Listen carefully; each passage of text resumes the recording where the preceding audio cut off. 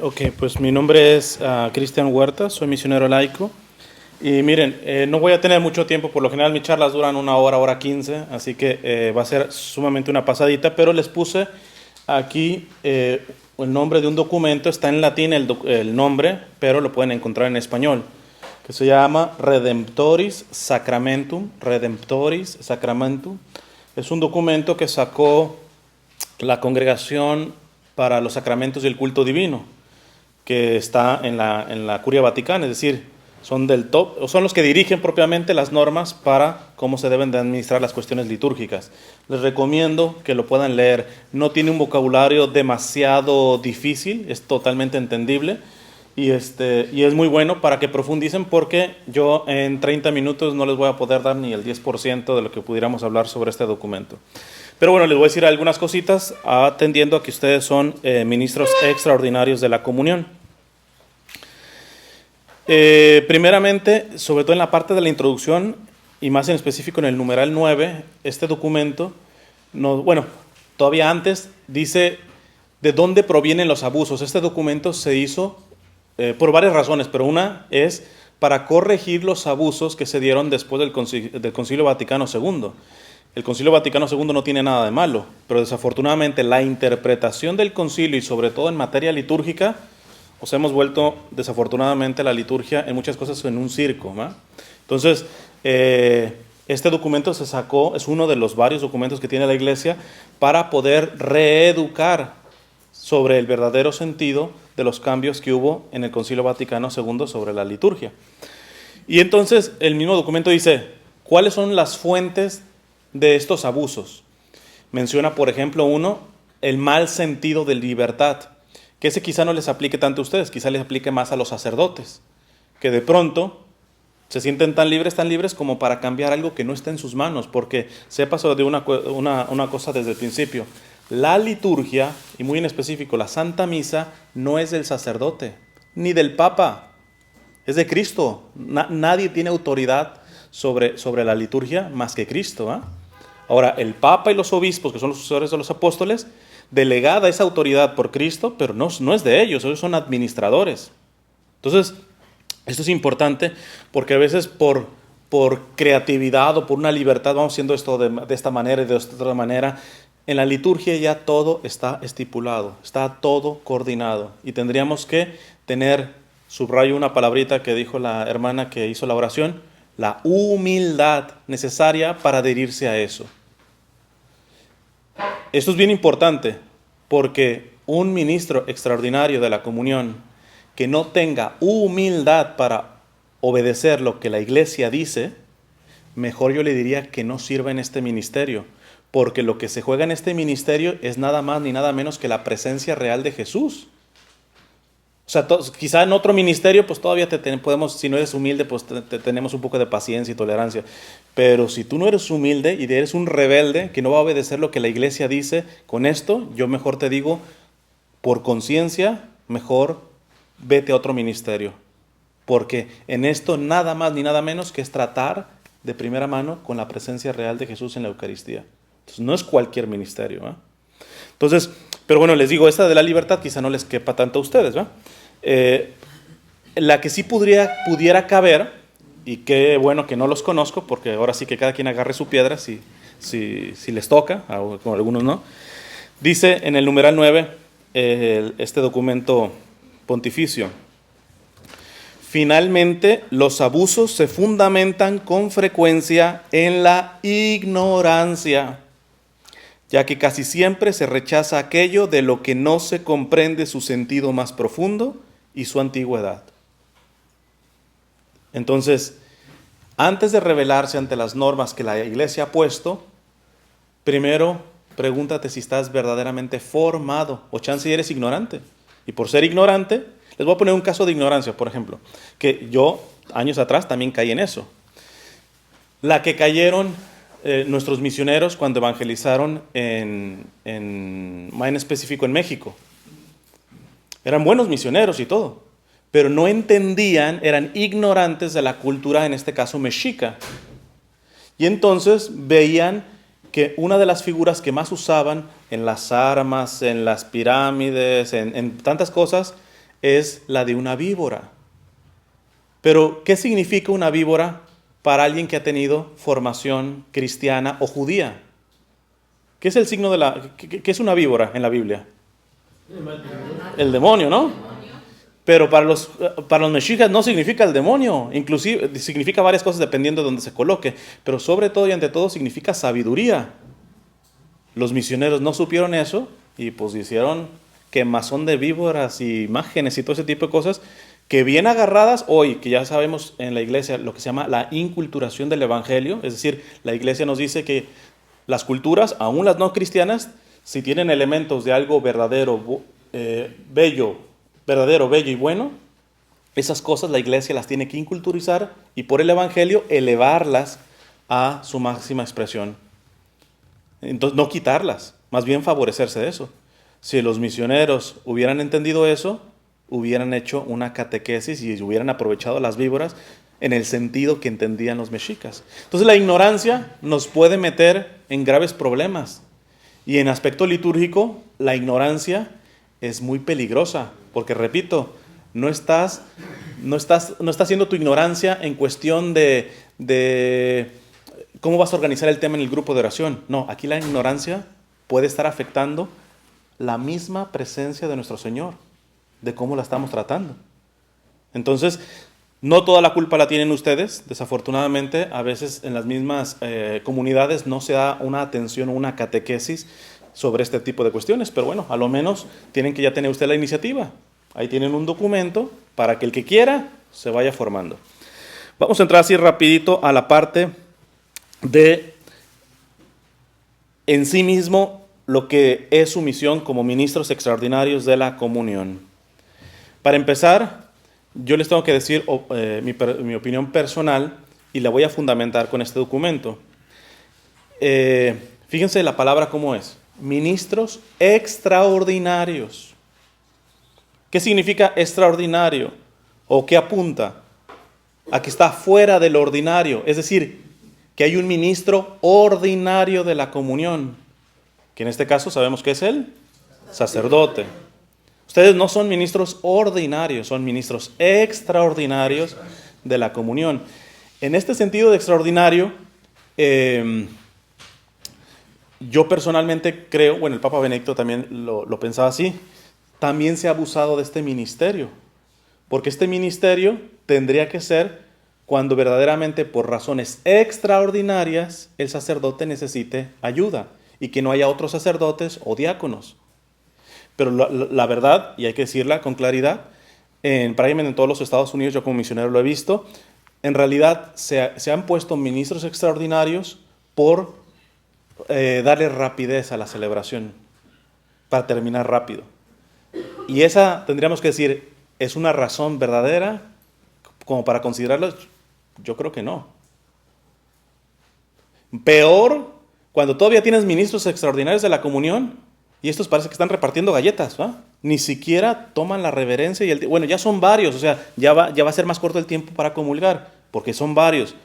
Mínimo, al final, si quieren las preguntas, si nos queda tiempo. Mínimo, si ya son varios y ya saben que con eso se va a cortar el tiempo de administrar la comunión, pues mínimo hacerlo con la mayor reverencia, no estar repartiendo galletas, ¿va? No te digo con una calma así en cámara lenta, ¿va? Pero sí entendiendo la reverencia de lo que se está haciendo, ¿va? Que ahorita lo vamos a tratar un poquito. Entonces, de hecho, bueno, eso fue hace como unos meses, vi un artículo en donde se demuestra que, por ejemplo, no sé cuántos de ustedes les tocó todavía la misa en latín, antes del Concilio Vaticano II. ¿Alguien? Así, chiquillos, pero lo vean. ¿Cuándo comulga? Bueno, no, aquí no tienen. Ok. Había lo que se llamaban comulgatorios, que había como una barandilla alrededor del presbiterio y ahí se arrodillaba. ¿Y qué hacía el sacerdote? Iba pasando y dando la comunión, así como se arrodillaba. Eso, en tiempo, es más ágil que hacerlo como lo hacemos. Ahora, hay una ventaja en el hecho de cómo comulgamos ahora. Tiene su sentido. Porque el hecho de hacer fila, hilera, significa un aspecto de peregrinar, de ese sentido. De decir, yo voy caminando como un peregrino de que esta no es mi destino es el cielo. Entonces tiene su sentido también, o sea, es bonito la manera de cómo ahora se comulga. Pero les menciono esto de la antiguamente, cómo se comulgaba. Bueno, de hecho no está prohibido. Yo acabo de ir, ayer hice una parada ahí en Mountain View y en el santuario de Nuestra Señora de la Paz, ahí la dan en comulgatorio, etc. Y va un montón de gente. Y sí hay agilidad en este sentido, ¿eh? Entonces, ahí es cuando yo digo, ¿hasta qué punto los ministros extraordinarios de la comunión los hemos vuelto ordinarios porque ya es de cajón? Ahora, con esto les estoy diciendo, ay no, pues no, hermano, pues ya nos está quitando las ganas, ¿no? O sea, entonces ya me voy a salir. No, no, no. Lo que te estoy diciendo es, capta de que si tú eres ministro extraordinario de la comunión, todo parece ser que te están usando o estaban pidiendo tu servicio para agilizar los tiempos a la hora de comulgar. Si ya estás, mínimo, no repartas así como estar, que es el cuerpo de Cristo, mínimo, date el tiempo, o sea, ya son varios los que están dando la comunión. O sea, no lo digo para decir, no, este nos dice pues que no somos necesarios. Honestamente, los ministros extraordinarios de la comunión los hemos vuelto ordinarios en este sentido. Pero no lo voy a, eso es decisión de los obispos y de los sacerdotes. Lo que digo es, ya que es por esto, mínimo a la hora de estar administrando la comunión, por favor, no vayas con prisas, hazlo con reverencia, ten conciencia hasta cómo tomas al Señor. Algunos ni siquiera lo presentan y es una cuestión básica. Algunos, yo he visto hasta que literalmente así, o sea, ni siquiera lo presentan. Cuerpo de Cristo, cuerpo de Cristo. Yo digo, hombre, si de por sí lo estamos haciendo supuestamente para terminar más rápido, ahora que hay ministros extraordinarios de la comunión, mínimo tendríamos que tener ese detalle, es decir, sin prisas, ¿no? Sin prisas. Dice en el numeral 88 de este documento, los fieles habitualmente reciban la comunión sacramental de la Eucaristía en la misma misa y en el momento prescrito por el mismo rito de la celebración. Esto es, inmediatamente después de la comunión del sacerdote celebrante. Corresponde al sacerdote celebrante distribuir la comunión, si es el caso, ayudado por otros sacerdotes o diáconos. Y no debe proseguir la misa hasta que ya haya terminado la comunión de los fieles. Solo donde la necesidad lo requiera, o sea, no es Cristian Huerta, es un documento del Vaticano, solo donde la necesidad lo requiera, los ministros extraordinarios pueden ayudar al sacerdote celebrante según las normas del derecho. De hecho, déjenme hacer un paréntesis aquí. ¿Saben dónde sí se necesitan muchos? Yo, si fuera sacerdote, yo soy un laico. Si fuera sacerdote, ¿saben para qué usaba más los ministros extraordinarios de la comunión? Para llevarla a los enfermos. Porque ahí sí, un sacerdote solo, o sea, cómo se parte a veces en pedazos. Ahí sí. Y le preguntaba a Amparo si algunos de ustedes la llevan, me dice que sí. Yo felicito a esos. Y a los otros les digo, si está en su disponibilidad, pónganse a disposición de su párroco, porque ahí sí que se necesita ministros extraordinarios de la comunión. Ahí es muy necesario. No saben la gran diferencia que pueden hacer llevarle a nuestro Señor a una persona que realmente está sufriendo. Y evidentemente, imagínense, ahí se van dando cuenta de la situación de los enfermos. Y si ven que un enfermo ya está más para allá que para acá y no está confesado, pues precisamente tú que vas, evidentemente no le puedes dar la comunión en pecado, ¿qué vas a hacer? Vas a ser el primero que va a conseguir un sacerdote para que lo vaya y lo confiese.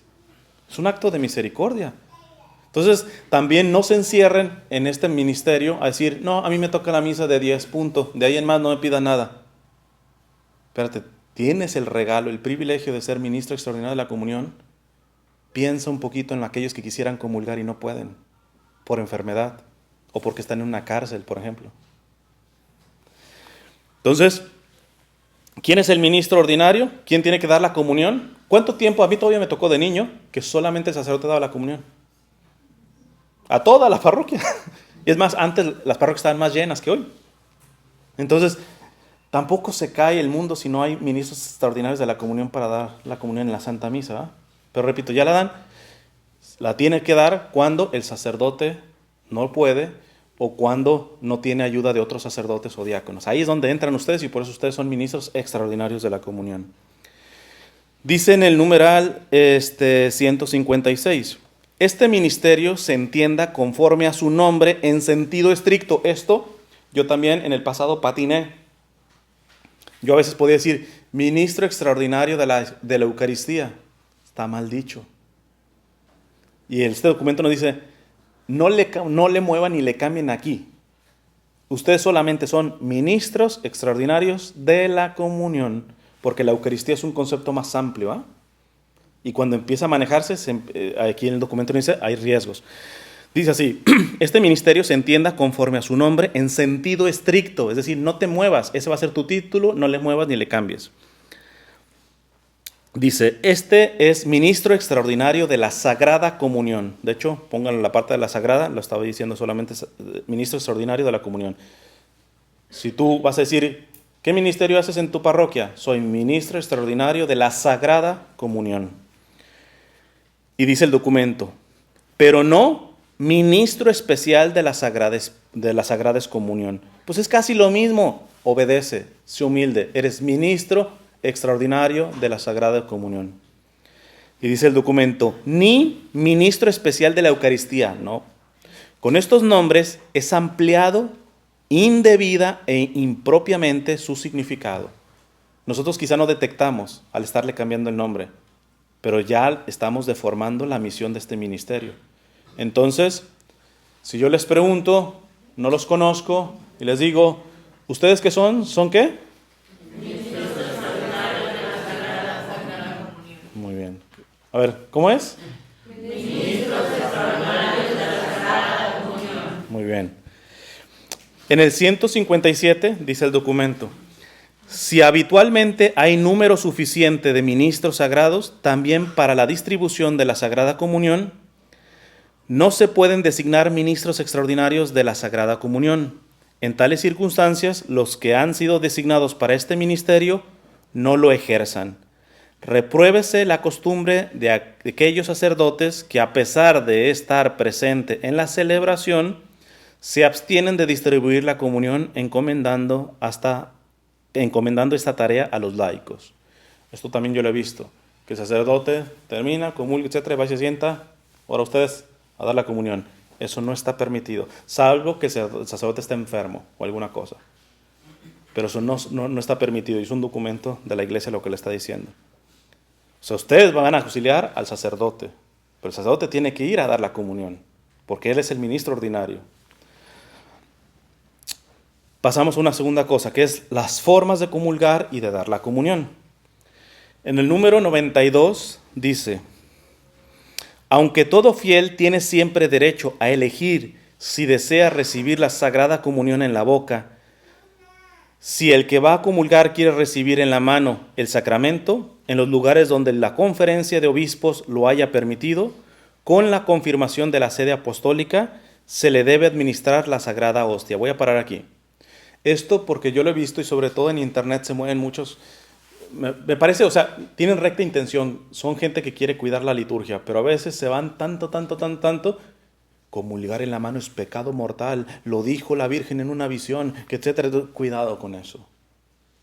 Hay que ser humildes, este es un documento de la iglesia y yo obedezco a la iglesia. La iglesia dice, evidentemente la forma mejor, si la queremos poner para recibir la comunión, es en la boca y de rodillas. Esa es la mejor forma de recibir a nuestro Señor.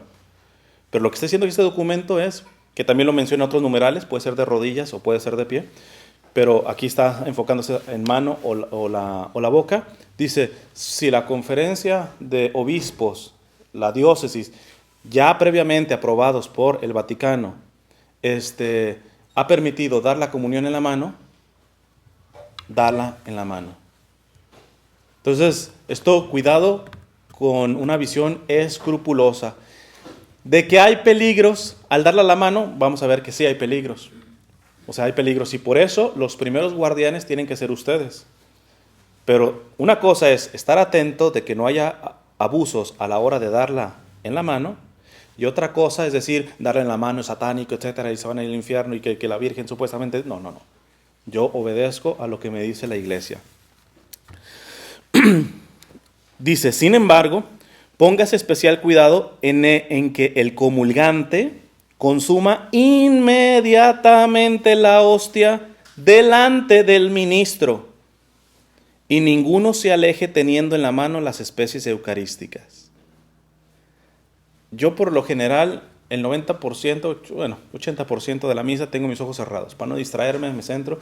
Solamente no los cierro en momentos que no se deben cerrar, por ejemplo en la consagración. Tenemos que estar mirando al altar. Cuando voy a comulgar, imagínense, cerrar los ojos ahí tropiezo. O sea, en lo básico, pero ahí en más, cierro los ojos y por eso yo no me entero de muchos abusos. Pero la otra vez,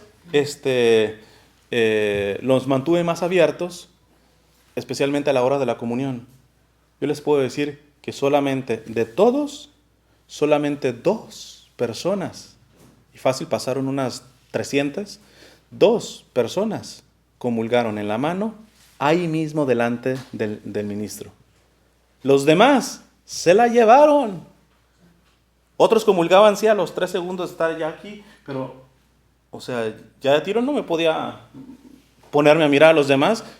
¿Quién sabe si alguno se la llevó? Y testimonios de profanaciones de nuestro Señor, muchas. Entonces, yo ya cuando hablo de esto, sí soy fuerte, ¿verdad? Y quizá incomode, no me invitan más y listo. Pero yo sí les digo, si tú estás viendo que una persona no está comulgando enfrente de ti y se la está llevando, tú tienes la responsabilidad de dejar de dar la comunión, ir a esa persona y con mucha caridad, no le vas a dar bibliazos, ni la vas a palear, ni nada. Oiga, ¿la puede consumir, por favor?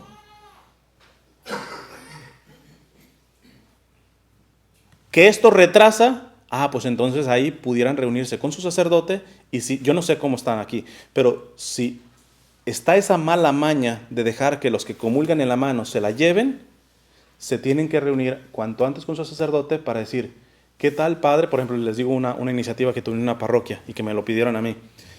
Antes de comenzar a la misa, con 5 minutos dar cápsulas litúrgicas a la gente. Claro, hay gente que llega tarde y ni se entera de eso, ¿eh? Pero bueno, ya mínimo, la mayoría de la gente. Entonces, porque tú dices, bueno, mucha gente sí se lo lleva y no se la va a robar, ni la va a usar mal, ni nada por el estilo. Es pura ignorancia. Pero ¿qué tal, antes de misa, 5 minutitos? Digo, se da tiempo para decir avisos.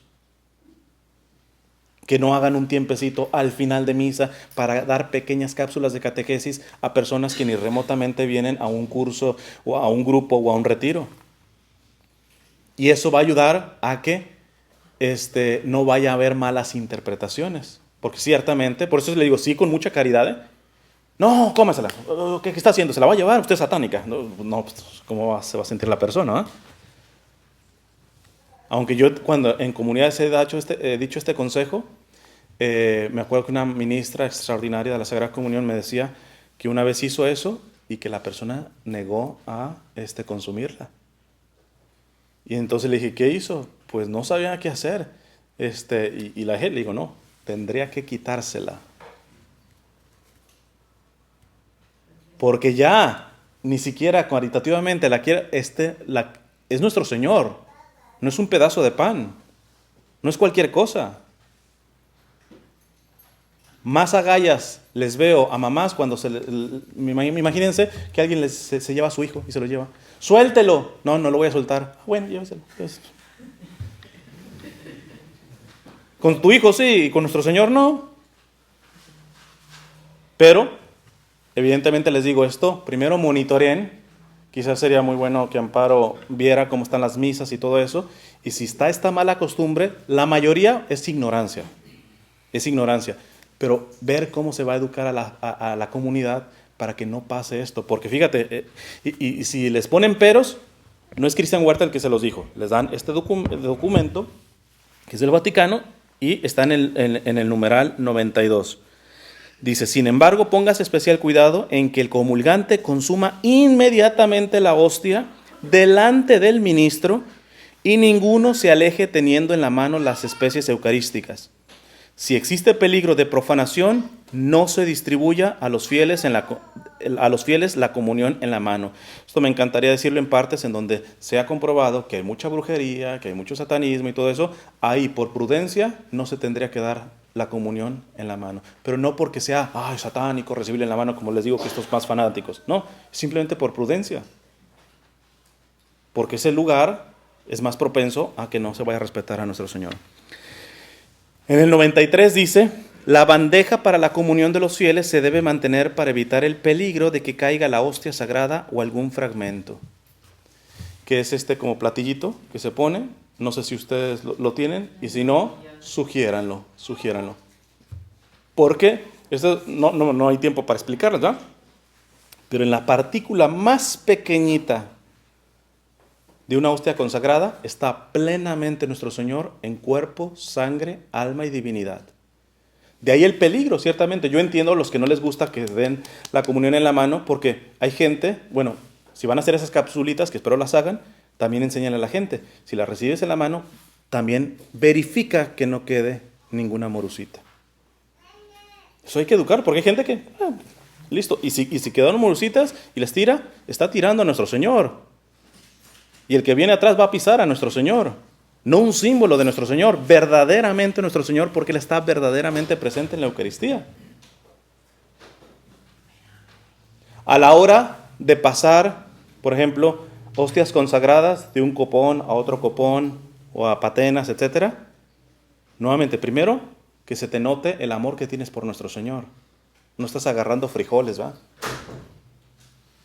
Evidentemente no va a ser por uno, ¿va? Pero mínimo, si agarras más, es más seguro que van a quedar morucitas. Ten cuidado en sacudir sobre el corporal o sobre la patena.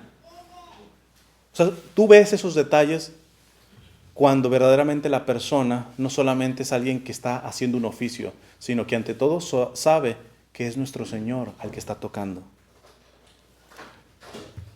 En el 94 dice: no está permitido que los fieles tomen la hostia consagrada ni el cáliz sagrado por sí mismos, ni mucho menos que se lo pasen entre sí de mano en mano. En esta materia, además, debe suprimirse el abuso de que los esposos en la misa nupcial se administren de modo recíproco la Sagrada Comunión. Esto yo sí lo he visto. De que hay sacerdotes que lo ponen, comulgan y todo eso, y les dicen a los ministros: ahora tú comulga. Eso está prohibido, lo están viendo aquí, y además hay otros documentos en donde son más fuertes en la condena. Uno no puede por sí mismo como autocomulgarse, no. Un ministro extraordinario de la Sagrada Comunión tiene que recibir de otro ministro la comunión. No está permitido de que tú te autocomulgues, vamos a decir, ahí lo deja el padre. Si el padre dice sí, yo a lo menos me negaría. Porque eso no está permitido, de que tú agarres el cáliz y por ti solo, y agarras la comunión y por ti solo. Los sacerdotes, fíjense que sí, no sé si han visto misas con más sacerdotes, muchas veces el sacerdote comulgue todo eso y después pone la patena para que los otros sacerdotes por sí mismos tomen la comunión. Pero pues ellos son los sacerdotes, ellos son los ministros ordinarios. Pero tú, aunque seas ministro extraordinario de la Sagrada Comunión, tú tienes que recibir, alguien te tiene que administrar a ti la comunión. Tú no la puedes agarrar por ti sola y comulgar, ¿eh? Y en el 159 dice: al ministro extraordinario de la Sagrada Comunión nunca le está permitido delegar en ningún otro para administrar la Eucaristía, como por ejemplo los padres o el esposo o el hijo del enfermo que va a comulgar.